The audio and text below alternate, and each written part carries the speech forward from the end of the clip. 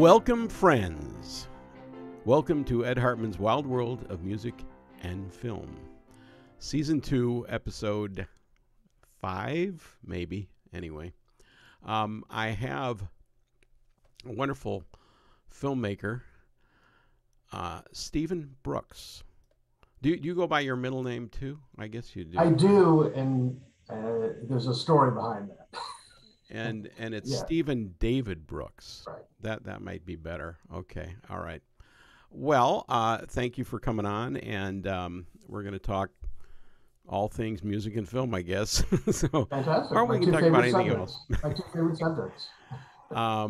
We can talk about the Beatles documentary that everybody seems to be I talking haven't about seen right it now. yet. So I haven't either. No spoilers. Do they break up? I don't know. I have no spoilers. idea. I'm just saying that seems to be the thing of the minute. Yes. Well, I mean, thanks for Peter Jackson and his company Weta developing this technology to resurrect this old footage. I mean, that World War I documentary. Yeah, amazing. right. I mean, that's fantastic. Kudos to him. Yeah. All right. Well, let's get into it. So I have my kind of questions from hell here. So we'll start off simple. Where are you from, and where are you living now? And we would like to have Social Security number and address included. And the credit card number, expiration Please. date. Yes, of course. Main name, mother's maiden. I knew this was some sort of scam. I just knew it. That's right. Well, I'm originally from Northern California, the San Jose, technically Campbell, which is a small city in San Jose. And when I left to go to UCLA film school, I came down to LA. So now I'm in Los Angeles. Okay. All right. And you're happy? Maybe. I mean, I've made it through the pandemic so far. So yeah. That's good. You survived. That's always a good sign. Exactly. All right. All right. Well, continuing on that thread. So how did you start, I assume, in film? Although, do you have a musical side too? Well, I mean, I played guitar and wrote songs with a friend when I was in high school, but I knew that wasn't my calling. Yeah, I've been meeting a lot of filmmakers that actually are pretty decent, musicians as well. So it's been kind of unique that way. Well, it's funny. I found a lot of musicians who tell me, I mean, well-known musicians that say that they really wanted to be directors, and I said, well, I really wanted to be a musician. Well, no, it's true. And I'm a musician. I become a director and a producer. So I hear you all the way. All right. And you work with a lot of musicians. We'll get into that in a minute here. But so how did you start? What was the thing that kind of got you into this whole deal? You mean what, career-wise, or just the inspiration for getting into film? Either one. I assume the inspiration was first. Yes. I mean, just, as a kid, going to the movies, going to the Century 21 Theater and on Winchester Boulevard in San Jose, California, and seeing movies on that big curved screen. And I remember seeing a re-release of 2001. And that was the first time I had really became conscious of the notion that there was a vision behind the film, because it was so different from anything I'd ever seen. Yeah. And then I picked up that book on the making of Kubrick's 2001 and became a fanatic. And then picked up my dad's 8mm movie camera and just started shooting. And I was already a still photographer. My parents gave me a camera when I was a little kid, and then on trips I would take photos. So I had an understanding of composition and lenses. And, if you frame a shot slightly this way, it has a different feel than if you move over here. So I had sort of the visual angle already.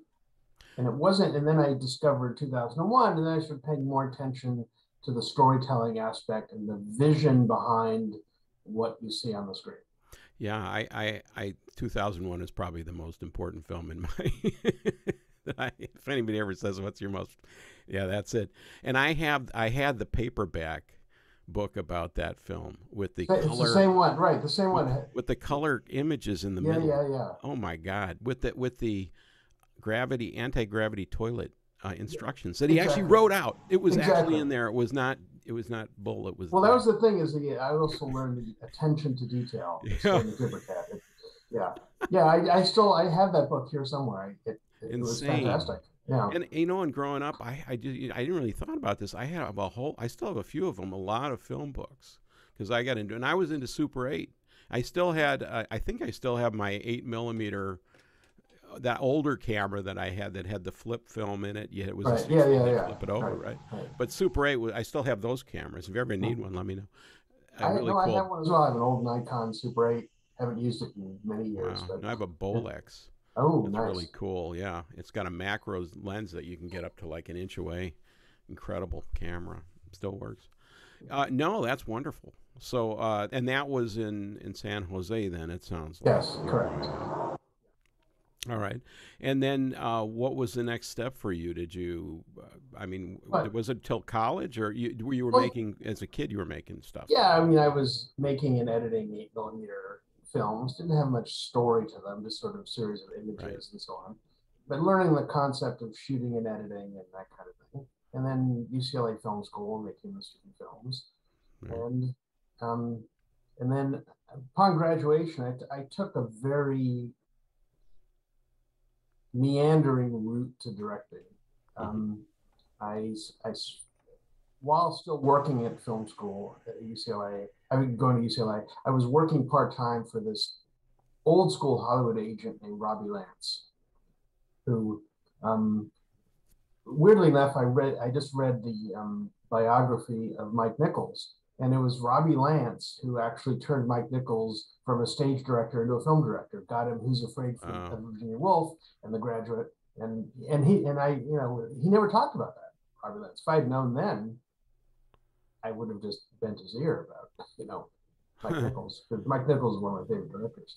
Anyway, Right. so that wasn't my thing. I didn't want to be an agent. I met some interesting people at the time, including Betty Davis, and um, and I ended up then leaving and becoming a PA in commercials, where you have to wake up at 4 in the morning to go get the bagels for set. Because I wanted to learn, I wanted to be on set, see how things work now, and how a set worked. Got in a car crash, had to go to physical therapy every morning, so I couldn't pick up the bagels, so I couldn't work as a PA. But I had left resumes all across town, including a place called Apogee in Van Nuys. Um, and they, you know, that old adage, one door closes, another opens. So after my car crash, like a week after, I get a call from John Swallow at Apogee. He says, "We need a driver. Are you available? I see your resume here. You're a PA. You want to come work for us?" I said, "Can I start at 9? Because I have therapy at 8." He goes, "Yeah, fine." So I started working at Apogee. Now, Apogee, no longer there, was the visual effects company founded by John Dykstra after Star Wars. This facility in Van Nuys by the Van Nuys Airport was the original ILM where the effects for Star Wars were shot. Wow. And they had Luke's X-wing fighter model in the lobby. So I sort of fell into visual effects. I was always writing. I mean, I started writing feature screenplays in college. I was writing in the evening, and this just became my day job. And I mean, I've told this story so many times. People can look it up on the internet. Boring story. But the short version of it is, through my mentor, John Dykstra, I became a visual effects supervisor. I was introduced to Toby Hooper, who gave me my first visual effects supervising job, second year directing job. It was later Toby, out of the blue, who hired me to adapt a Stephen King short story called The Mangler, where Stephen King had script approval. And I became a horror writer, much to my horror. And and All roads well, I lead was to horror. pigeonholed as a horror writer after that, but had a great relationship with Toby. He was a fantastic mentor to me. And then eventually, my first feature, uh, which I wrote and directed, called Heads and Tails, was actually conceived in Paris. I was walking down the street with Toby. Had just come back from a film festival where The Mangler premiered. Fantastic film festival in Géramère, France, up in the mountains. Beautiful festival. I'm walking down the street in Paris. It just occurred to me. I said, "What about a crime movie where the two criminals flip a coin every day to see whose day it is to do the killing, if there needs to be killing?" I said, "I'm going to call it Heads or Tails." And Toby said, "No, man, call it Heads and Tails. That way it's a buddy movie." I Ooh, and the light went on. I went back to the hotel, scribbled notes, came home 2 weeks. So 2 weeks, had the script, and ended up shooting it. Um, No. so that's the short version of how I ended up as a director and And writer. that film, was that released? When was that released? It really wasn't released. It was Oh, okay. made under a SAG. This was the very early days of the SAG indie contracts. It was made under a SAG experimental contract, which was a great catch-22 contract. It allowed you to use SAG actors and make the movie. It just wouldn't allow you to get the movie sold or distributed. Oh, that's handy. So I found that out after we shot it. So it was sort of on a streaming channel called Euro IFC for a while, and it's never really been distributed. So I'm actually looking to do a remake Ah, of it. okay, all right. Yeah, I Now was that I wondering have the about demo that. piece. Yeah. Yeah, because I haven't had a chance to watch that whole thing. I just kind of I saw a little bit of Yeah. it. Wow. Okay. All right. And Toby Hooper, of course, famous horror filmmaker for sure. I mean, man. Now, what's the one where the gal's naked and the whole thing comes to Earth? Life Force. Oh man, what a great movie that is. That was actually my first film credit on at Apogee. I started there at the tail end of Life Force, and at the end, there's like paragraphs and paragraphs of names All for right. the app. They gave everybody at Apogee a credit, and buried in there, like 5 paragraphs down, right in the middle, is Steve Brooks. Mm, I was so yeah. excited to get my first credit. Yeah, that's something. I had my as a composer, I had a song. I've had songs in films and stuff, and it's always a kick when you're at the theater and you get to see that. Of course, the music's always at the very end, and you're Right, like of waiting. course. Yes. you know. And of course, if you're in LA at a screening, everybody sticks around for the credits. Nowhere Sure. else in the world, That's correct. And That's yeah, correct. Yeah, yeah, Fred, that's I right. see you. That's right. Yeah, I know him. Yeah, right. Sure. All right. Well, let's see here. So, are there any filmmaker and composers that come to mind of combinations that you're kind of drawn to? Um, yeah, I mean, and this sort of began my working in relationship and friendship with Simon Boswell. Is, Mm. you know, uh, have you ever seen Santa Sangre, Alejandro Jodorowsky? He makes these surrealist kind of films. He did El Topo, right? Huh. The Chilean director. And he did this movie called Santa Sangre, which has a lot of really gory, bloody scenes in it. And it's very surreal. And the music is really kind of upbeat and happy, total opposite of what the film is. And it wasn't until years later that Simon Boswell, he talks about this in all sorts of interviews, that when he first saw some of these horrific scenes in the film, and he said to Alejandro, he goes, "So this needs to be tense and scary." And Alejandro goes, "No, it is joyous. It is ecstasy." Oh And man, and it's like a Quentin but it really Tarantino worked. thing. Right? It really works. And it's also Simon's adage of film music is never give the audience the same information twice. All right. And Santa Sangre is a classic example of that. So that's a great example. I remember at a film festival in Belgium seeing Shallow Grave before it was released. And that was actually a Simon score as well. Hmm. So Danny Boyle has a great use of music. Um, uh, I love Guy Ritchie. The East End London crime movies have a tremendous use of music, um, of existing songs, but the way they drive the narrative is Yeah. fantastic. Well, of course, we can talk about 2001 with its use of placed music. Absolutely. Yeah. Yes. We could talk about Clockwork Orange with the Right. synthesizer music with Wendy Carlos. I That's mean, right. a lot of innovative stuff there with Stanley Kubrick. Yeah. Yeah, and I still have an analog synth floating around here. I'm probably going to sell, but it doesn't really work that well. No, I'm intrigued. So many styles out there. I tend to look back to classic film too quite a bit, and Bernard Herrmann and Mhm. Rosa and all these guys. And Yeah. So, all right. And just before we get too far in here, let's look at Flytrap for a sec here. I did watch it. It's a wonderful movie. Little bit of Mars attacks, so. Venus attacks, but yeah. Well, yeah, that Yes. and right, and what was I thinking? The other things that kind of reminded me of Misery. Yeah. Uh, Definitely, it's got a Twilight Zone vibe going on there. Those are all favorite things of mine. Um, it definitely has a bleak kind of a look. It's interesting. Your color correction is definitely not real warm. Yes. It's makes you kind of cold and what in the hell. But that's the point of it. So yeah. Yes. So what was the story about that on that film? How did it come to be? Well, it was originally a fairly large budget script. Really? Where it was, instead of the character driving to LA and becoming stuck in the San Fernando Valley, it was actually someone flying their private plane from Austin, Texas to LA and mysteriously running out of fuel and landing in this abandoned Western town in the middle of New Mexico. Right.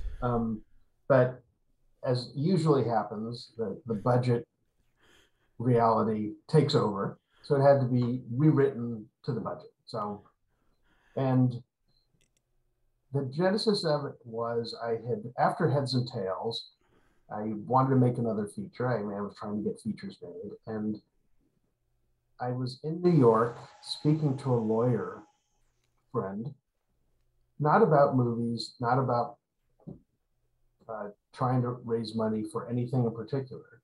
And he said to me, he had a buddy who was going to invest in a movie with a movie producer, and he mentioned the movie producer's name. I don't remember the guy's name, not someone I'd heard of. He goes, what are my buddy's chances of getting his money back? I said 0. And he said, well, do you have anything? I'll have him invest with you and I'll double the investment. And I said, yeah, I have this thing called Flytrap. He goes, okay. So, and this was in August 2014. Do you have his number? No, he still talks to me, believe it or not. No, so they actually ended up, this was the tail end. So this was in August, I think it was 2014.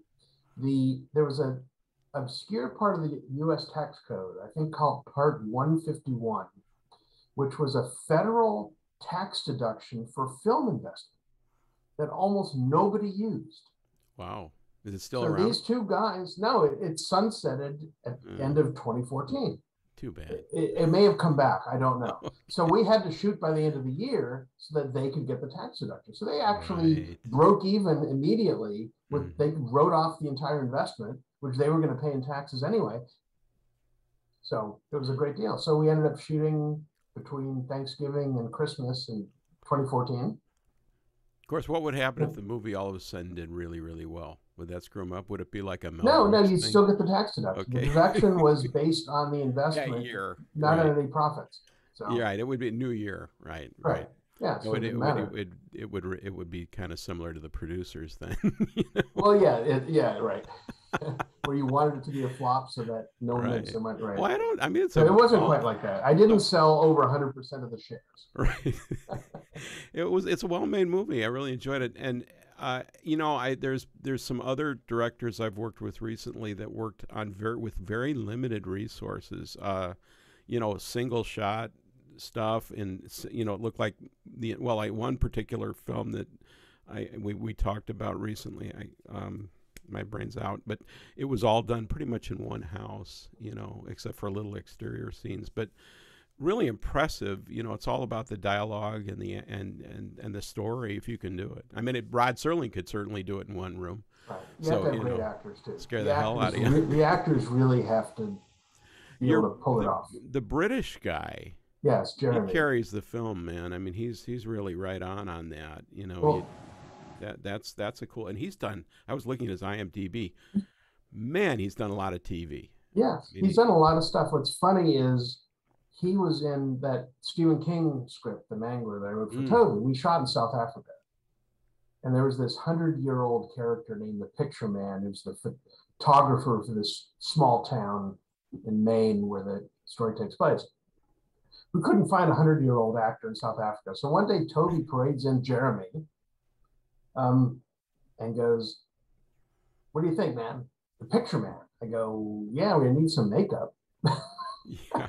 So we flew in Scott Wheeler, who's a brilliant makeup effects artist from the US, and turned Jeremy into this old character. But I remember being impressed with Jeremy. Jeremy at that time, this was still apartheid South Africa.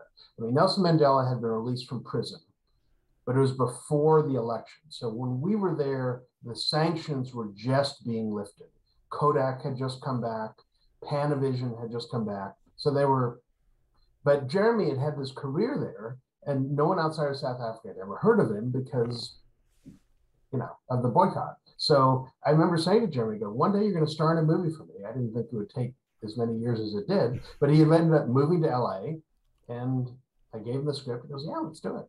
So Jeremy, yeah, he's like this undiscovered gem that America is now discovering. Yeah, no, I could see him doing well. And then the gal who plays kind of the Mars Attacks gal. Yes.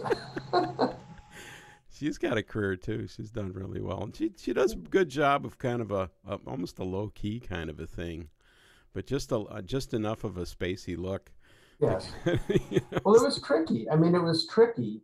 I mean, she was constantly worried that she would just come off as looking like a bad actress, and I had to really convince her that what she was doing was correct. That when it was all put together, she would see it. And I remember when we premiered it at a festival in Paris, she was in the audience. She wouldn't sit near me. She sat far away from me just in case she had to walk out. Right. But then afterwards, she goes, "Okay." After she saw it, she goes, "Yeah, now I get it." Yeah. But it was, as I explained to her, I said, "You have the hardest part. You're a human trying to play an alien who's trying to be human. Yeah. That's an almost impossible thing to play." And then you have the Gilligan Island concept going on. And then Jonah Blackman as Gilligan. Yes. Yeah, boy, he's a weird looking dude. I mean that. Well, he doesn't look like that. That's what, if you saw other photos of him, he looked quite normal. He doesn't look anything like that. He just did what he came in to set with what I called the stupid haircut. Yeah, and, I didn't mean he was wearing. Totally changed his look. No, it was like a Pee Wee Herman from hell kind of a thing going. Exactly. That's a good way of putting it. Yes. Yeah. All right. And then now Simon, what's his last name? Boswell. Boswell. Okay. Yes. I didn't really look him up, but obviously he's done a lot. He's scored over 100 movies. Wow, man. Simon was in a post-punk band in the 70s in London called Advertising. And they opened for Blondie, I think on Blondie's first or second tour of the UK. Band didn't go anywhere. So he went to Italy to produce pop albums. And Dario Argento, the great horror director, called him up, thinking he's Italian, and said, "I need help scoring, help with my band Goblin, who scored a lot of his movies. They were working on Phenomena at the time, and asked Simon to come in and help. Simon worked with Goblin, produced one track, wrote one track, and that was his film scoring debut. And all of a sudden it became a scorer of Italian horror movies, which is how Richard Stanley found him. Richard also thought Simon was Italian, called Dario Argento's office and said, "I want to meet this Simon Boswell guy for my film Hardware." And the office said, "Oh, well, he's in London." And Richard goes, "Oh, I'm in London." And we ended up working together on Hardware and Dust Devil after that. Which is when I first discovered Simon, when I saw Hardware. Right. So Simon, he's produced and written scores for Clive Barker, like I said. Danny Boyle, he did Shallow Grave. He's done a lot of stuff. Yeah, no, I'm looking right now. Yeah. I didn't realize that. I mean, I've heard his name, but I just, boy. Really early adopter of synthesizers and samplers and like the old 8-bit kind of machinery that was around in the 90s. Right. And in the actually late 80s. Yeah, Simon's great. Wow. No, he does a nice job. I mean, it's not a heavy score or anything like that, but that would be almost too much. Yes. So I think it's well It's an accent. balanced. It's an accent. Yeah, yeah. I mean, there's strings in there. There's a a Yeah. little bit of this and that. Um, I'm trying to think what. Yeah, and then there's a little bit. You have a little bit of music placements going on there. Obviously, the ending tune. Right. Kind Well, of the a ending tune was, those are my friends. Remember, I told you I played guitar and wrote songs with a guy in high school. Well, that's my friend Greg Brawlier, who I'm still friends with, is in a band called the Tearaways. And those are the Tearaways. That's their 4 songs are the ones in the dance number. And then, they happen to have this song, you know, I Love My Life, with the refrain, no happy endings, right. which I Yeah. thought, wow, that's appropriate. No, that's a great tune. Yeah, and you have a little bit of your VX in there. Yes. Very, very subtle, but Very it's just subtle. creepy Yeah. enough Yes. to make you wonder, Yes, give exactly. give you a little bit of a nightmare. Right. All right. Yeah, and I think there was maybe some tracks on a stereo or something like that. Well, those are all the That Tearaways. was right. That was all Yes. his stuff. Oh no, early on there was actually some source music I bought. When Right. he first walks into the house, there's some strange, like, elevator music. Like, Right. Yeah, I think right. I bought that. I looked That at was the a source credits. track. Looked like Audio Sparks. Yeah, exactly. It was source. Which I've Yeah. had tracks on and historically with them, but okay. Very nice. Again, I'd recommend anybody see it, Flytrap, and it's through our mutual distributor, Indie Rights. Yeah. That's a great distributor, and it's on Amazon, Tubi, I'm guessing, IMDb. Tubi, Google Play, Right, they're opening iTunes, up all into that some stuff. more places now. So Yes, exactly. they're I talking just about heard that. some new ones. I'm working on that with them. Yeah. Okay. Um, so what are you working on currently out there? Anything Well, intriguing? yeah, I've got a film that was just announced. I won't go into too much more than what was in the press release, but it's a movie about an LA punk band called Meet the Pumps. The band name is The Pumps, and Linda Perry, who's been involved with the development of the story, is also going to be writing, producing the music. Wow. Okay. So is it a So real band, or is it a band it that's will made up? be. It will be. Okay. I mean, yes, we're going to create a band. It's Well, gonna be Linda's going to create a it's band. gonna be a But, Spinal Tap. well, but good. I Oh, mean, it's going to actually be a real band. right, right. Oh, So, that's cool. That's yeah. cool. Yeah, I've also met with some filmmakers recently that have done really musical stuff. The vampire one. I just interviewed a guy about what is it, Vampire Kurt or something like Kurt's name. It's a wild movie. It's a zap. No vampires thing. in this one, but Okay. there is an angle to it that's not. It's not as straightforward as it seems. That's all Right. I'll say about this. Well, But and you're a good choice for this, obviously, because you do a lot of music videos. I saw yes, some of those. Those yes. are really well done. Yeah, And thank you. so obviously there's challenges. What are going to be what are the challenges, not in a music video, but if you're making a regular feature film that's heavily musical by nature, what makes it unusual to do? Well, the music has to be great, but we have Linda, so that's not a problem. The music will be great. The trick is making the band seem believable, making the singer seem believable, because you have to pre-record the music, Yeah. and they're playing to a pre-recorded track and singing to a pre-recorded track. So the actor has to be a singer, and the guitar player has to be a guitar player, and they have to have a certain skill level to be able to pull it off so that the audience buys that this band is really playing. Right. And the example I always use is Eddie and the Cruisers. And Right. That no one ever looked at that film and goes, those guys aren't really playing, and Michael Paré not really singing, and that wasn't his voice, and they weren't really playing. They were playing to playback. Right. But it came off as absolutely real. So that's the greatest challenge right there. There's I can't remember the names of these films, but there's a film that I watched. I was a teenage Jesus freak or whatever. Anyway, it's a great movie about kids, you know, growing up and being involved in religious organizations and stuff like that.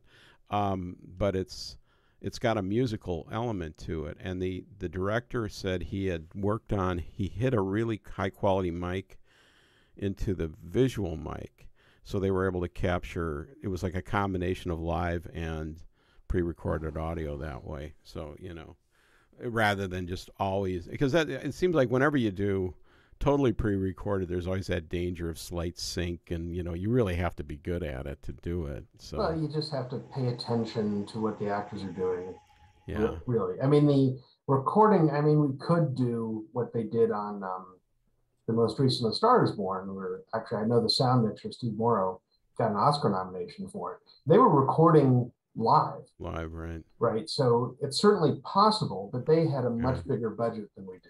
Right. Oh, I And can it's a imagine. matter of time, the time required to mic and mix the band. Yeah. You know, it's possible to do pre-recorded and still make it work. When you, in the recording of the track and the production of the playback track, you mix it in a way that it sounds like it's in a live room as opposed to a studio.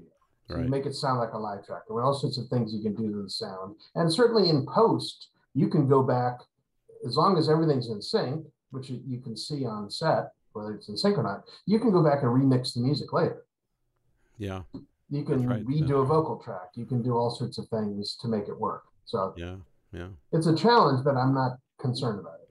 Right. Well, again, you have this great experience with all those music videos that you've done. I mean, you've done a lot. I mean, But I sort of fell into it, right? I just happen to have a lot of musician friends. And they go, hey, we're shooting a video. So, okay. Right. Actually got Grammy shortlisted a couple of times. Wow. For a couple of those Rochelle Vincente Von K videos. Yeah. All right. So is there any other projects that are coming up or things like that? Anything? A couple of things that we're not ready to announce yet. Right. But there are a couple other things. But I want to touch on, I think it's an interesting story of how I got John Mayall to score my first film, Heads and Tails. So I did Heads and Tails, and John was a friend. And John, I don't know if people don't know who John Mayall is. John Mayall and the Blues Breakers had that epic 1964-5 album called the Beano album. John Mayall and the Blues Breakers with Eric Clapton, John McVie on bass, and so on. John's known as the Godfather of British blues. He lives in LA now, and he became a friend because he loves movies. So he's not on the road, not recording, not writing. He's in his home cinema watching movies. So I knew he'd be a natural for scoring Heads and Tails.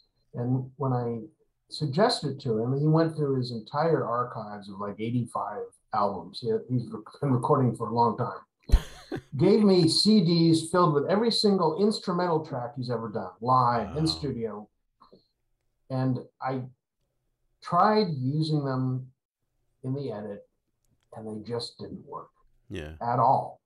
And I'm thinking, how am I going to tell John that his music doesn't work? I go, and then I said, I'm just going to screen the movie for him. So I did. And after the lights came up, he stood up and goes, well, that music doesn't work at all. Give me a VHS tape with visible time code. So I did. And he went out and bought a $2,000 sequencing keyboard. They still using this as main keyboard. And 2 weeks later, he invited me over to his house. He had the keyboard set up through an amp. He had the TV, and he put in the tape, and he was sitting there with his finger on the button. And at each particular cue, he would push the button. He had composed and pre-recorded all the tracks, and that was the soundtrack that was in the movie. He did come in and lay down some live harmonica, but that was essentially it. And I thought, this guy, it wasn't a bluesy track.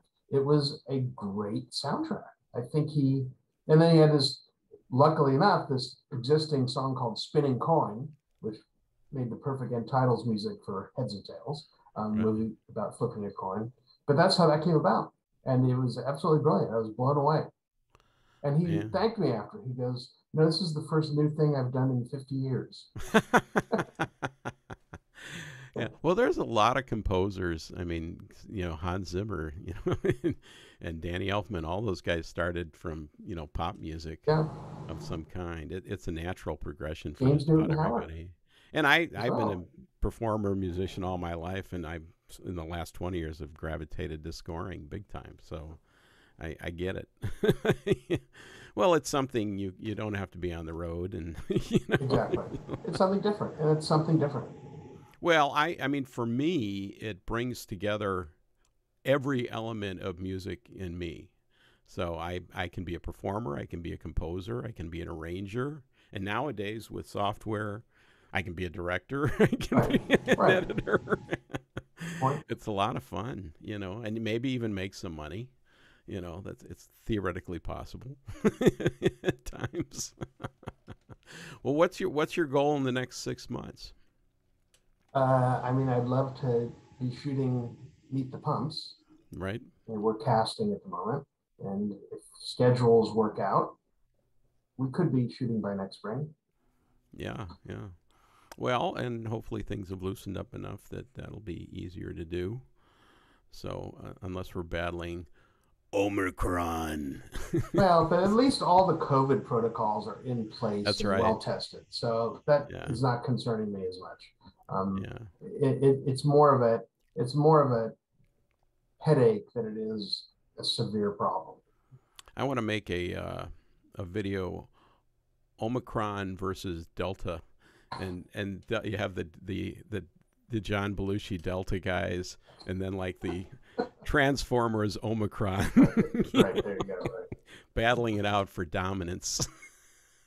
I just heard there was a 1963 movie about a character Omicron it's kind of a comedy sci-fi about an alien that tries to take over the world. I read something even more interesting is that apparently, um, if when they run out of Greek letters for the variants, they're going to actually start naming them after galaxies. Now, I don't know if this was a joke or not, but Right. I read this, and the point was at some point Andromeda. there could be an Andromeda state. We just watched that. My wife had never seen it. Scared the bejesus out of her. Oh yeah, very scary movie. One of the most intense movies I've ever Oh seen. yeah. Oh man, he's climbing up at the end, and Oh then yeah, yeah, yeah. everything's And you know getting what's weird. funny is most people assume Douglas Trumbull, visual effects legend, won an Oscar for 2001, right? Because he did the slit scan Stargate sequence. He actually won his Oscar for the Andromeda Strain. Wow, really? I Yeah. didn't know that. That's insane, man. Okay, all right.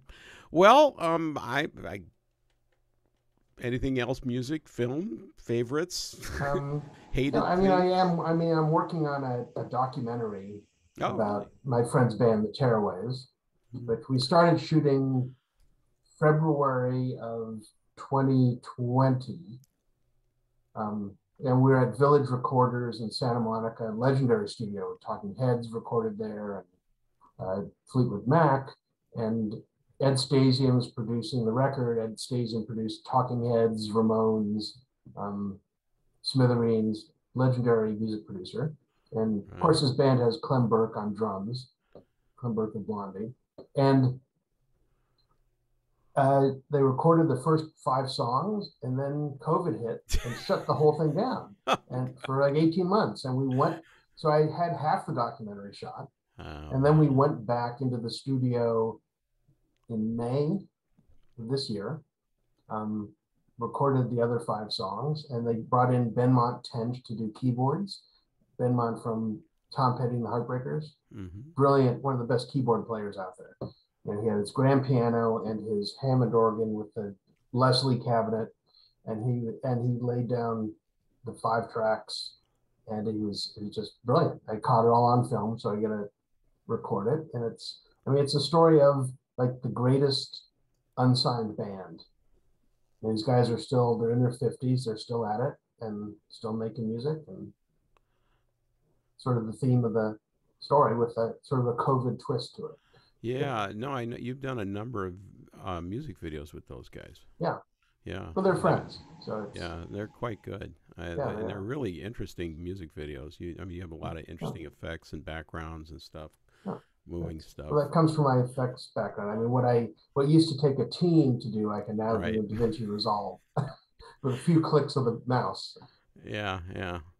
Well, I'm learning. So, I was doing animation with my Bolex, but I didn't have the single frame device, so I had to go like that and get a Oh, couple of frames at a time. So it was a little jerky, and occasionally get the hand in there. You know, yeah, right, of course. no way to digitally roll it out either. No. Yeah, and you get to use that wonderful Scotch tape to edit the film together that looks so clean. Yes, I was always terrible at that when I was editing 8mm. Every edit jumped. I could Well, never line up the tape. yeah, and there, or you could use there was the glue, but that would Right. always come apart. Yeah, So, that was too complicated for me. right. All right. Well, thank you very much, Philip. Thank you. And Stephen, why don't I call you Philip? I've been called worse. That's fine. Nah. Anyway, Stephen David Brooks. I encourage everybody to watch Flytrap on Amazon, Tubi, IMDb, and all those sort of things on Indie Rights, and definitely, we'll keep an eye on your work, and hopefully maybe I get to work with you one day if you need a track. Who knows? All right. All right. Thank you very much, and we'll see everybody next week. Thank you, Ed. Take care. Bye.